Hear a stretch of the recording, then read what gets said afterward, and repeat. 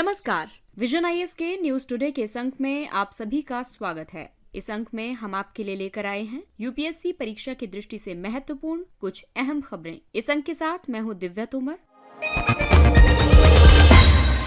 आइए सबसे पहले बात करते हैं इस अंक की हेडलाइंस के बारे में। हाल ही में centre for advanced financial research and learning CAFRAL ने अपनी पहली इंडिया फाइनेंस रिपोर्ट 2023 जारी की। विश्व बौद्धिक संपदा संगठन विपो ने विश्व बौद्धिक संपदा संकेतक 2023 रिपोर्ट जारी की। उत्पादन अंतराल report, production gap report PGR 2023 जारी की गई। विश्वविद्यालय अनुदान आयोग ने भारत में विदेशी उच्चतर शिक्षा संस्थानों के परिसरों की स्थापना और संचालन विनियमन 2023 अधिसूचित किए। अंतर्राष्ट्रीय मुद्रा कोष के कार्यकारी बोर्ड ने सदस्य देशों के आईएमएफ कोटे में वृद्धि करने से संबंधित प्रस्ताव को मंजूरी दी। भारतीय रिजर्व बैंक सूचना प्रौद्योगिकी, गवर्नेंस, जोखिम नियंत्रण और आश्वासन पद्धतियां दिशा निर्देश 2023 अधिसूचित किए गए। और आइए अब खबरों पर विस्तार से चर्चा करते हैं।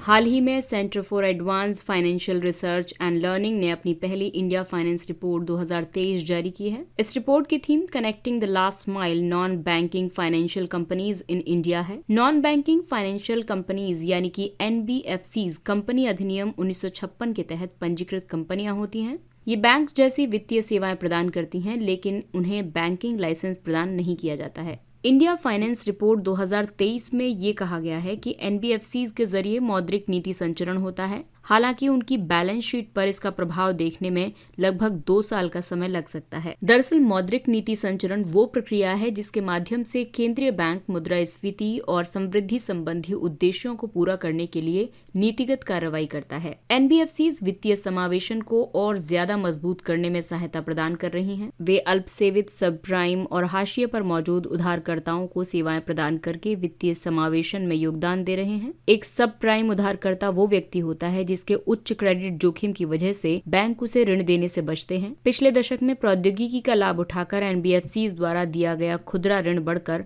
लगभग 2 गुना हो गया था। एनबीएफसीज डिजिटल ऋण देने में सबसे ज्यादा आगे हैं। वित्त वर्ष 2020 में एनबीएफसीज के मामले में समग्र ऋण अदायगी में डिजिटल ऋण की हिस्सेदारी 60.53% थी। इसके विपरीत बैंकों के मामले में ये हिस्सेदारी केवल 5.53% थी। वैश्विक वित्तीय संकट के बाद भारत में एनबीएफसीज का व्यापक प्रसार हुआ है। हालांकि 2018-19 में इनके प्रसार में अलग अलग आघातों और अप्रत्यक्ष प्रणालीगत प्रभावों से बाधा उत्पन्न हुई थी। उदाहरण के लिए IL&FS द्वारा डिफॉल्ट करना। आपको बता दें कि जैसे जैसे एनबीएफसी क्षेत्र में समृद्धि तीव्र होती जा रही है, वैसे वैसे समग्र ऋणों में बैंकों द्वारा दिए जाने वाले ऋणों की हिस्सेदारी भी घटती जा रही है। आरबीआई ने 2006 में कैफरल की स्थापना एक स्वतंत्र निकाय के रूप में की थी। ये संस्था वित्त, समष्टि अर्थशास्त्र और सार्वजनिक नीति अनुसंधान को बढ़ावा देती है। और आइए बात करते हैं अगली खबर की, जो कि विश्व बौद्धिक संपदा संकेतकों से संबंधित है। हाल ही में विश्व बौद्धिक संपदा संगठन ने विश्व बौद्धिक संपदा संकेतक 2023 रिपोर्ट जारी की। इस रिपोर्ट के मुताबिक रिकॉर्ड संख्या में पेटेंट आवेदन 2022 में दुनिया भर के नवोन्मेषकों ने 3.46 मिलियन पेटेंट आवेदन दायर किए थे। 2021 की तुलना में 2022 में किए गए आवेदनों में 1.7% की वृद्धि हुई है। 2022 में सबसे ज्यादा पेटेंट चीन में लागू हुए थे। नई प्रौद्योगिकियां बौद्धिक संपदा फाइलिंग पर महत्वपूर्ण प्रभाव डाल रही हैं। उदाहरण के लिए कंप्यूटिंग सहित डिजिटल प्रौद्योगिकी से संबंधित आईपी की फाइलिंग। रिपोर्ट के मुताबिक विश्व स्तर पर दायर किए गए पेटेंट आवेदनों में से लगभग 67.9% आवेदन एशिया में किए गए थे। हालांकि पेटेंट को 20 वर्षों तक लागू रखा जा सकता है, लेकिन पेटेंट की औसत अवधि अलग अलग देशों में अलग अलग होती है। उदाहरण के लिए ब्राजील में 11.6 वर्ष, भारत में 11.4 वर्ष और जर्मनी तथा मैक्सिको में 11 वर्ष। भारत के संबंध में जो विशिष्ट निष्कर्ष दिए गए हैं इस रिपोर्ट में, उनमें कहा गया है कि भारत में लगातार 6वें वर्ष पेटेंट आवेदनों में वृद्धि की गई है। 2022 में पेटेंट आवेदनों में 25% की वृद्धि दर्ज की गई है। ये 2005 के बाद से सबसे तीव्र वृद्धि दर है। भारत में पेटेंट आवेदनों की संख्या में वृद्धि के पीछे कई कारक उत्तरदायी हैं, जैसे कि पेटेंट के लिए आवेदन शुल्क में छूट दी जा रही है। ऑनलाइन पेटेंट आवेदनों पर 10% की छूट दी गई है। इसके अलावा स्टार्टअप, छोटी संस्थाओं और शैक्षणिक संस्थानों के लिए 80% की शुल्क रियायत दी गई है। स्टार्टअप्स बौद्धिक संपदा संरक्षण की सुविधा के लिए योजना संचालित की गई है। पेटेंट विश्लेषण और प्रबंधन प्रणाली पैम्स लॉन्च की गई है। भारत पेटेंट सहयोग संधि का पक्षकार है। विश्व बौद्धिक संपदा संगठन बौद्धिक संपदा से जुड़ी सेवाओं, नीतियों, सूचनाओं और सहयोग के लिए एक वैश्विक मंच है।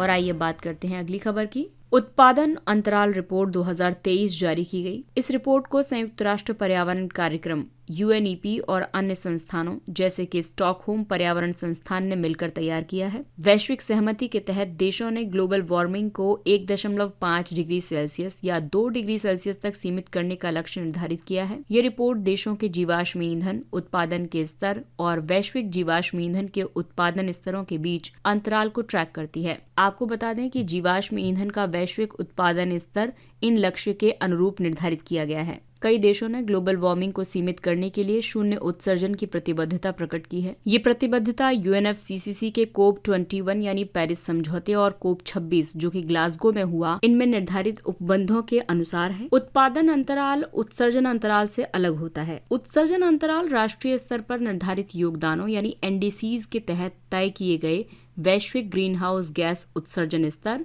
और 2030 में स्वीकृत स्तर के बीच अंतर को दर्शाता है। रिपोर्ट ये रेखांकित करती है कि प्रमुख देशों की योजनाओं और अनुमानों से 2030 तक वैश्विक कोयला उत्पादन में वृद्धि होने की संभावना है। साथ ही 2050 तक वैश्विक तेल और गैस उत्पादन में भी बढ़ोतरी देखी जाएगी। इन राष्ट्रों में ऑस्ट्रेलिया, ब्राजील, कनाडा, चीन, भारत, संयुक्त अरब अमीरात आदि शामिल हैं। इस रिपोर्ट में कई सिफारिशें भी की गई हैं, जैसे कि जीवाश्म ईंधन उत्पादन में अल्पकालिक और दीर्घकालिक कटौती लक्ष्य अपनाने चाहिए। देशों द्वारा नीतिगत तरीके से जीवाश्म ईंधन उत्पादन को त्यागते हुए हरित ईंधनों को अपनाने के मामले में उनकी अलग अलग जिम्मेदारियों और क्षमताओं को पहचानना जरूरी है। बेहतर हरित ईंधनों को अपनाने की दिशा में बढ़ने की क्षमता वाली सरकारों को अधिक महत्वाकांक्षी उत्सर्जन कटौती लक्ष्य निर्धारित करना चाहिए। साथ ही उन्हें ऐसे देशों की मदद भी करनी चाहिए जिनकी हरित ईंधनों को अपनाने की दिशा में बढ़ने की क्षमता सीमित है। उत्पादन और उत्सर्जन अंतराल को कम करने के लिए कई पहलें शुरू की गई हैं, जैसे कि वैश्विक स्तर पर global methane pledge, powering past coal alliance,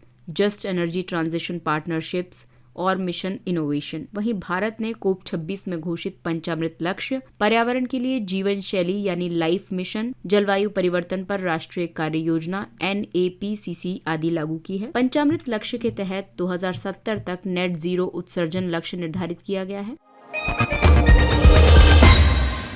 अगला टॉपिक है UGC से संबंधित। UGC यानी विश्वविद्यालय अनुदान आयोग ने भारत में विदेशी उच्चतर शिक्षा संस्थानों के परिसरों की स्थापना और संचालन विनियमन 2023 अधिसूचित किए हैं। विश्वविद्यालय अनुदान आयोग ने भारत में विदेशी उच्चतर शिक्षा संस्थानों को परिसर स्थापित करने की अनुमति देने के लिए इन विनियमों को अधिसूचित किया है। इन विनियमों का उद्देश्य भारत की उच्चतर शिक्षा का अंतर्राष्ट्रीयकरण करना है, जैसा कि राष्ट्रीय शिक्षा नीति NEP 2020 में परिकल्पित किया गया है। इन विनियमों के मुख्य प्रावधान हैं। सबसे पहला प्रावधान है मंजूरी लेना, यानी कि फॉरेन हायर एजुकेशन इंस्टीट्यूशंस को भारत में अपने परिसरों की स्थापना करने, कोई शैक्षिक प्रोग्राम शुरू करने और किसी पाठ्यक्रम या शैक्षिक प्रोग्राम को बंद करने से पहले UGC की मंजूरी लेनी होगी। FHEIs को ऐसा कोई भी शैक्षिक प्रोग्राम शुरू करने की अनुमति नहीं होगी जो भारत में उच्चतर शिक्षा के मानकों के अनुसार न हो। वहीं पात्रता मानदंडों की बात करें तो FHEIs को भारत में परिसर स्थापित करने की मंजूरी दी जाएगी। इच्छुक FHEI को शीर्ष 500 विश्वविद्यालयों की वैश्विक रैंकिंग में स्थान प्राप्त होना चाहिए या फिर FHEI को किसी विशेष क्षेत्र में उल्लेखनीय विशेषज्ञता प्राप्त होनी चाहिए। शैक्षणिक मान्यता के तहत FHEIs के भारतीय परिसरों में प्रदान की जाने वाली डिग्री या डिप्लोमा इन FHEIs के मूल देश में स्थित मुख्य परिसर में दी जाने वाली डिग्री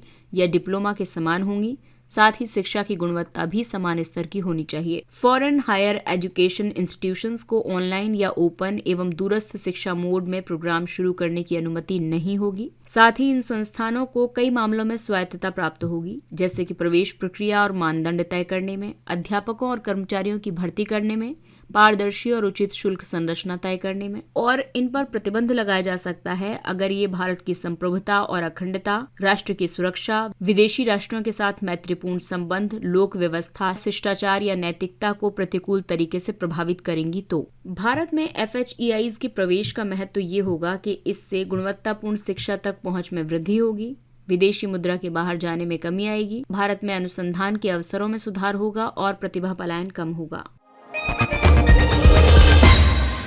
अंतर्राष्ट्रीय मुद्रा कोष के कार्यकारी बोर्ड ने सदस्य देशों के IMF कोटे में वृद्धि करने से संबंधित प्रस्ताव को मंजूरी प्रदान की। कार्यकारी बोर्ड ने सदस्य देशों के वर्तमान कोटे में 50% की वृद्धि का प्रस्ताव किया है। ये वृद्धि देशों के मौजूदा कोटे के अनुपात में होगी। मंजूरी के बाद इस प्रस्ताव पर बोर्ड ऑफ गवर्नर्स द्वारा विचार और मतदान किया जाएगा और इसके बाद इसे प्रभावी बनाया जाएगा। कोटे में बढ़ोतरी का महत्व इसलिए भी है क्योंकि इसके जरिए IMF के स्थायी संसाधनों को बढ़ाया जा सकेगा। इससे वैश्विक वित्तीय स्थिरता को बनाए रखने में मदद मिलेगी। इससे ऋण के माध्यम से जुटाए जाने वाले संसाधनों पर निर्भरता कम होगी। वर्तमान में IMF बायलेटरल बोरो अरेंजमेंट्स पर निर्भर है। अब वो न्यू अरेंजमेंट्स टू बोरो नामक एक संकटकालीन ऋण निधि बनाने पर विचार कर रहा है। इसमें वो अपने जुटाए गए संसाधनों का 60% हिस्सा रखेगा। IMF कोटे की अगर हम बात करें तो कोटा IMF की वित्तीय और शासी संरचना का प्रमुख भाग है। कोटे को विशेष आहरण अधिकार यानी SDR के रूप में दर्शाया जाता है। ये IMF का यूनिट ऑफ अकाउंट है। कोटे के उपयोग से कई बातों का निर्धारण किया जा सकता है, जैसे कि इससे पता चलता है कि किसी सदस्य देश ने IMF को कितने संसाधन का योगदान दिया है। इससे IMF में लिए जाने वाले निर्णय में सदस्य देश की मतदान शक्ति तय होती है। सदस्यों को कोटे के प्रति SDR 1 लाख पर 1 वोट और मूल वोट मिलता है। ये सभी सदस्यों के लिए समान है। इससे ये भी तय होता है कि एक सदस्य IMF से कितना ऋण प्राप्त कर सकता है। इसके अलावा SDRs का सामान्य आवंटन निर्धारित होता है। वर्तमान में भारत को 2.63% मतदान अधिकार और SDR कोटा का 2.75% प्राप्त है। IMF कोटा फॉर्मूला ये है कि सकल घरेलू उत्पाद 50% का योगदान देता है। वैश्विक अर्थव्यवस्था के लिए खुलापन 30% होना चाहिए। अंतर्राष्ट्रीय मुद्रा भंडार 5% और आर्थिक परिवर्तनीयता 15% होनी चाहिए। भारतीय रिजर्व बैंक सूचना प्रौद्योगिकी, गवर्नेंस, जोखिम नियंत्रण एवं आश्वासन पद्धतियां दिशा निर्देश 2023 अधिसूचित किए गए। भारतीय रिजर्व बैंक ने ये दिशा निर्देश बैंकिंग विनियमन अधिनियम 1949, भारतीय रिजर्व बैंक अधिनियम 1934, क्रेडिट इंफॉर्मेशन कंपनी विनियमन अधिनियम 2005 आदि के तहत जारी किए हैं। इन दिशा निर्देशों का उद्देश्य बैंकिंग और वित्तीय संस्थानों के सूचना प्रौद्योगिकी गवर्नेंस में सुधार करना है। ये दिशा निर्देश 1 अप्रैल 2024 से लागू होंगे। और अब आपको बताते हैं कि ये दिशा निर्देश किन विनियमित संस्थाओं पर लागू होंगे। इसमें शामिल है बैंक, NBFCs, क्रेडिट इंफॉर्मेशन कंपनियां, नाबार्ड जैसे अखिल भारतीय वित्तीय संस्थान। ये विनियम लोकल एरिया बैंकों और NBFC कोर इन्वेस्टमेंट कंपनियों पर लागू नहीं होंगे। विनियमित संस्थाओं के लिए बोला गया है कि एक मजबूत IT गवर्नेंस फ्रेमवर्क उनको स्थापित करना होगा। ये संस्थाओं की IT प्रणालियों और अवसंरचनाओं की संचालन क्षमता को बढ़ाएगा। इसके अलावा साइबर सुरक्षा योजना बनानी होगी। विनियमित संस्थाओं को सूचना सुरक्षा नीति और साइबर सुरक्षा नीति बनानी होगी। IT गवर्नेंस फ्रेमवर्क की जरूरत इसलिए है क्योंकि क्रिटिकल अवसंरचनाओं को सुरक्षित बनाए रखने के लिए IT गवर्नेंस बेहद जरूरी है। बैंकिंग और वित्तीय सेवाएं क्रिटिकल अवसंरचनाएं हैं। ऐसे में इन क्षेत्रों में किसी भी प्रकार की बाधा का अन्य आर्थिक गतिविधियों पर भी गंभीर प्रभाव पड़ सकता है। ये मैलवेयर, साइबर हमलों जैसे खतरों से निपटने में मदद करेगा। इसके अलावा निजता और डेटा की सुरक्षा सुनिश्चित करने के लिए भी IT गवर्नेंस फ्रेमवर्क की आवश्यकता है। हाल ही में व्यक्तिगत जानकारियों के सार्वजनिक होने के कई मामले सामने आए हैं। गवर्नेंस फ्रेमवर्क से निजता और डेटा की सुरक्षा सुनिश्चित की जा सकती है। और आइए बात करते हैं कुछ अन्य महत्वपूर्ण सुर्खियों के बारे में। इलेक्टोरल ट्रस्ट, कॉर्पोरेट और व्यक्तियों द्वारा राजनीतिक दलों को चंदा देने की प्रक्रिया को सुगम बनाने के लिए इलेक्टोरल ट्रस्ट की योजना को 2013 में अधिसूचित किया गया था। कोई भी भारतीय नागरिक या भारत में पंजीकृत कंपनी ET को चंदा दे सकती है। इलेक्टोरल ट्रस्ट को एक वित्तीय वर्ष में प्राप्त योगदान का 95% हिस्सा लोक प्रतिनिधित्व अधिनियम 1951 के तहत पंजीकृत राजनीतिक दलों को दान करना होगा। इलेक्टोरल ट्रस्ट को हर साल भारत के निर्वाचन आयोग के समक्ष एक रिपोर्ट प्रस्तुत करनी होती है। इस रिपोर्ट में व्यक्तियों और कंपनियों के योगदान और उनके राजनीतिक दलों को दिए गए चंदे का विवरण होता है। हालांकि चुनावी बॉन्ड योजना के तहत दानकर्ता की अनामिता यानी एनोनिमिटी सुनिश्चित की जाती है। अगला टॉपिक है India United States defence acceleration ecosystem Indus X. रक्षा मंत्रालय और अमेरिकी रक्षा विभाग के तहत इनोवेशन फॉर डिफेंस एक्सीलेंस ने नई दिल्ली में पहली बार इंडस एक्स इन्वेस्टर्स मीट का आयोजन किया। इंडस एक्स एजुकेशनल सीरीज यानी गुरुकुल पहल भी लॉन्च की गई। इसका उद्देश्य इनोवेटर्स या स्टार्टअप्स को अमेरिका और भारत के रक्षा इकोसिस्टम में भागीदारी करने में मदद करना है। इंडस एक्स जून 2023 में लॉन्च किया गया था, जिसका उद्देश्य भारत और अमेरिका की सरकारों, व्यवसायों और शैक्षणिक संस्थानों के बीच सामरिक प्रौद्योगिकी साझेदारी और रक्षा औद्योगिक सहयोग का विस्तार करना है। अगला टॉपिक है नेशनल कोऑपरेटिव ऑर्गेनिक्स लिमिटेड। हाल ही में NCOL का लोगो, वेबसाइट और ब्रोशर लॉन्च किया गया। NCOL की स्थापना बहुराज्य सहकारी सोसाइटी अधिनियम 2002 के तहत जनवरी 2023 में की गई थी। इसे प्राकृतिक कृषि करने वाले सभी किसानों को एक मंच प्रदान करने और उनके उत्पादों की मार्केटिंग की व्यवस्था करने के लिए स्थापित किया गया है। ये और भी कई रास्तों को सुगम बनाएगी, जैसे कि जैविक उत्पादों के उत्पादकों को तकनीकी मार्गदर्शन, प्रशिक्षण और क्षमता निर्माण। इसके अलावा जैविक उत्पादों के प्रति समर्पित बाजार, सूचना प्रणाली का विकास और रखरखाव। इस सोसाइटी के कार्यक्षेत्र में संपूर्ण भारत कवर होगा। अगला टॉपिक है भारत की ऊर्जा संरक्षण भवन संहिता ECBC 2017। अंतर्राष्ट्रीय ऊर्जा एजेंसी ने भारत की ECBC को विकासशील देशों में एक उल्लेखनीय अपवाद माना है। ECBC को केंद्रीय विद्युत मंत्रालय की एजेंसी ऊर्जा दक्षता ब्यूरो ने जारी किया है। ये पूरे भारत में बनने वाली नई कमर्शियल बिल्डिंग्स के लिए नई ऊर्जा प्रदर्शन मानकों को निर्धारित करती है। ये कुछ विभेदों के साथ सभी सरकारी और निजी भवनों पर लागू होती है। ये केवल निजी आवास के तौर पर बनाई गई बिल्डिंग्स पर लागू नहीं होती है। ECBC भवनों के केवल ऊर्जा दक्षता से संबंधित मानदंडों को निर्धारित करती है। जल आपूर्ति और अन्य पहलुओं को ग्रीन बिल्डिंग रेटिंग सिस्टम के तहत विनियमित किया जाता है।